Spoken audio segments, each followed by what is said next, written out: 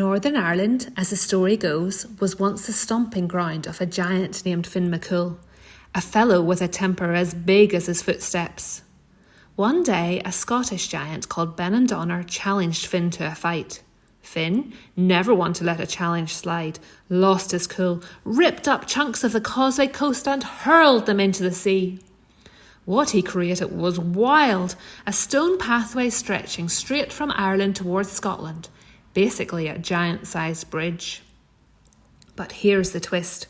When Finn finally got a good look at Benandonner, he realised this wasn't just any giant. This was a massive giant, the kind of giant that makes other giants rethink their life choices. So Finn bolted home in a panic. Luckily, his wife had a plan to help Finn. She threw a blanket over him, tucked him into a giant cradle, and turned him into the world's largest baby. When Benandonner arrived and saw this colossal infant snoozing away, he froze. If that was the baby, how terrifying must the father be? Benandonner didn't wait to find out. He sprinted back to Scotland, tearing up the stone path behind him as fast as he could, desperate to put as much ocean as possible between himself and Finn McCool's supposed might. And what's left today, those strange, perfect hexagonal stones at the Giants Causeway, is said to be the last trace of that legendary path the giants once walked.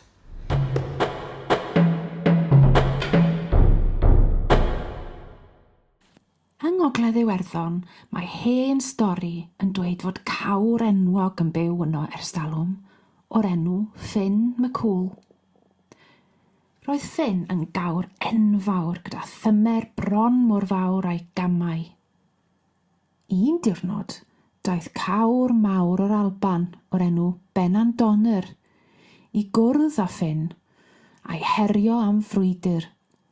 Doedd Finn ddim yn un i anwybyddu her. Aeth yn grac iawn, dechreuodd rwygo darnau enfawr o arfordir swydd antrim a'i taflu i'r môr. Carreg ar ôl carreg, fe wnaeth lwybr o'r cerrig mawr ymestyn allan dros y môr, fel pont anferth i gawr, yn arwain o Iwerddon tuag at yr Alban. A gelwir y lle hwn heddiw yn Sarn y cewri. Ond wedyn, daeth tro anusgwyl yn y stori.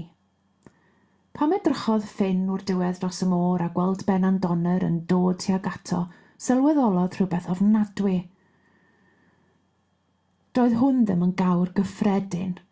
Roedd Benandonner yn gawr anferthol iawn, mor fawr fel bod hyd yn oed cewri eraill yn dechrau poeni. Felly, rhedodd Finn adref mewn panic. Yn ffodus, roedd ei wraig yn glyfar iawn, cafodd syniad clyfar i'w helpu.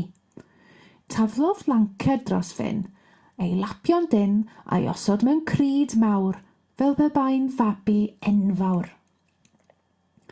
Pam gyrraeddodd Benandonner y tŷ a gweld y babi enfawr yn cysgu yn y cryd, stopiodd yn ei draciau. Meddyliodd, os mae dyma faint y babi, pa mor enfawr fydd y tad? Heb aros i ddarganfod, trodd Benandonner ar ei sawdl a rhedeg yn ôl i'r Alban, mor gyflym ag a gallai. Wrth iddo redeg, dechreuodd rwygo'r llwybr cerrig y tu ôl iddo mwyn rhoi gymaint o fôr a phosib rhyngddo fo a Finn. A dyna pam, medd y chwedl, fod y cerrig rhyfedd siap hecsagon yn dal i sefyll heddiw yn y Giants Causeway, neu Sarn y cewri, gweddillion y llwybr mawr a adeiladwyd gan gawr.